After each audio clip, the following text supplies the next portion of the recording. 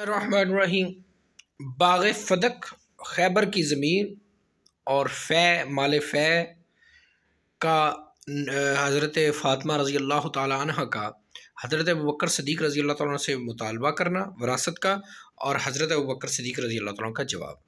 اس حدیث میں ایک تو ہم باغ فدق کا معاملہ دیکھیں گے کہ کس طرح بی بی فاطمہ نے قاصد کو بھیجا کہ وراثت کا معاملہ جو ہے وہ درست کیا جائے۔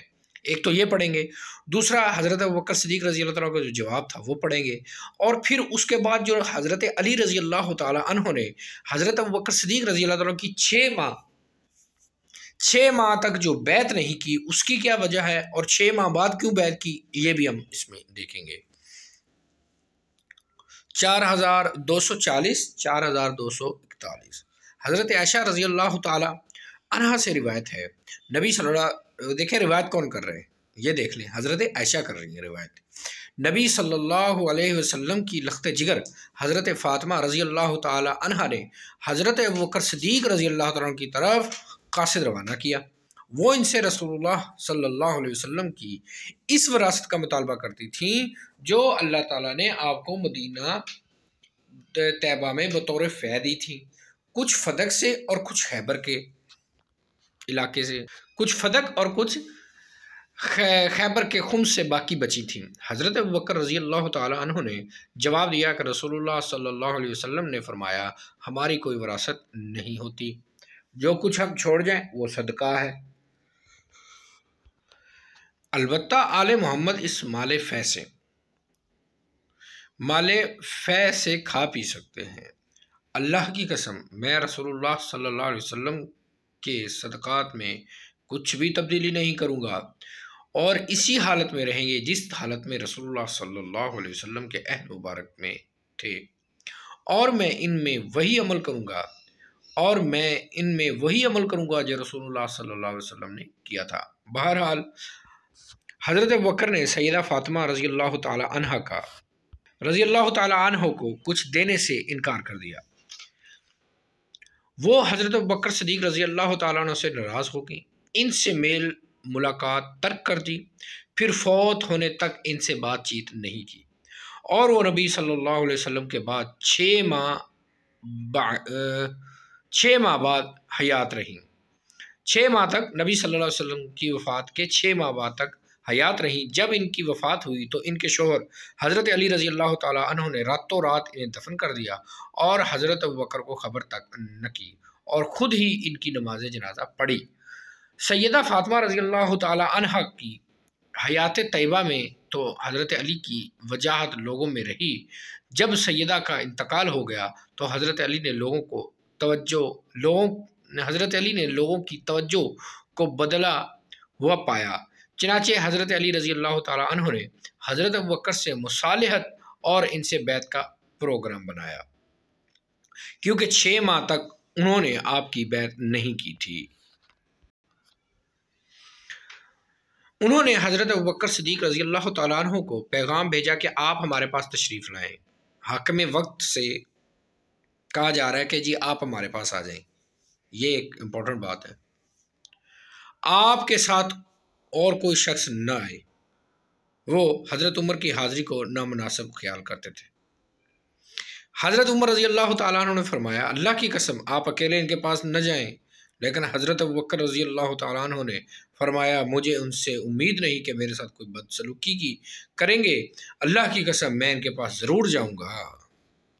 چنانچہ آپ ان حضرات کے پاس تشریف لے گئے تو حضرت علی رضی اللہ تعالیٰ عنہ نے پہلے خطبہ پڑھا اور کہا اے ابوبکر، ہم تمہاری بزرگی جانتے ہیں اور وہ فضائل جو اللہ تعالیٰ نے آپ کو عطا فرمائے، ہمیں ان کا بھی اعتراف ہے۔ اللہ تعالیٰ نے جو خیر و برکت آپ کو دی ہے، ہمیں قطعاً اس پہ کوئی حسد نہیں، لیکن شکوہ ضرور ہے۔ آپ خلافت کے معاملے میں منفرد رہے اور اس سلسلے میں ہم سے کوئی مشورہ ہی نہیں کیا۔ ہم لوگ بھی رسول اللہ صلی اللہ علیہ وسلم کے قرابت کی وجہ سے مشاورت کا حق تو رکھتے تھے۔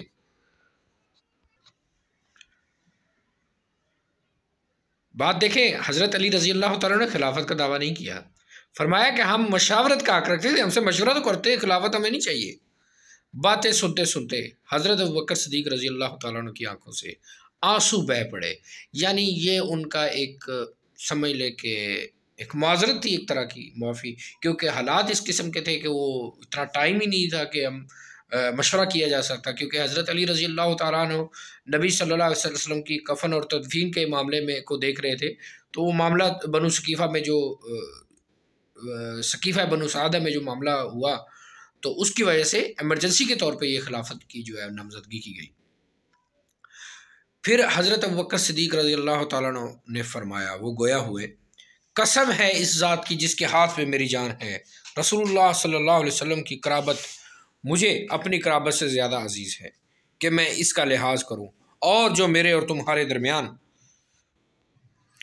ان متروکہ اموال کے متعلق اختلاف واقع ہوا ہے تو میں نے ان میں خیر خواہی کرنے سے کوئی کوتاہی نہیں کی۔ میں نے وہی طریقہ اختیار کیا جو رسول اللہ صلی اللہ علیہ وسلم کرتے دیکھا۔ اس کے بعد حضرت علی رضی اللہ تعالیٰ عنہ نے حضرت ابوبکر رضی اللہ تعالیٰ عنہ سے کہا، آج زوال کے بعد آپ سے بیعت کا وعدہ ہے۔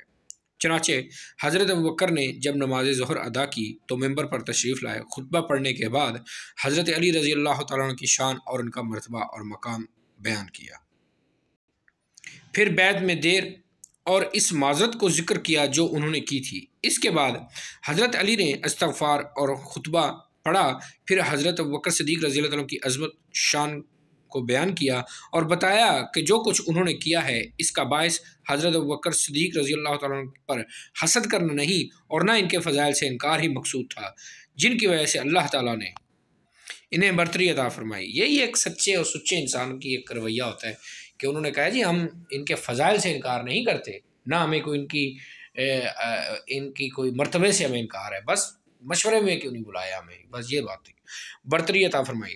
لیکن ہم خلافت کے معاملے میں مشورے کی حد تک اپنا کچھ نہ کچھ حق ضرور سمجھتے تھے، جس کے متعلق خود مختاری کا مظاہرہ کیا گیا۔ اس سے ہمیں دلی رنج پہنچا۔ حضرت علی کے اس بیان پر تمام مسلمان خوش ہوئے اور کہنے لگے، اے علی تم نے درست کہا، اور جب حضرت علی نے امر معروف کی طرف رجوع کر لیا تو تمام مسلمان ان کے بہت قریب ہو گئے۔ صحیح بخاری۔ مال فے کا ذکر ہوا۔ مال فے سے مراد وہ مال جو جنگ و قتال کے بغیر مسلمانوں کے ہاتھ آئے۔ مدینہ طیبہ میں یہ وہ مال تھے جو بنو نذیر کو جلا وطن کرنے کے بعد رسول اللہ صلی اللہ علیہ وسلم کو ملے تھے۔ اسی طرح فدق کی زمین بھی آپ کو بطور فے ہی ملی تھی، کچھ خیبر کی اراضی بھی اسی طرح آپ کے ہاتھ آئی تھی۔ صحیح بخاری۔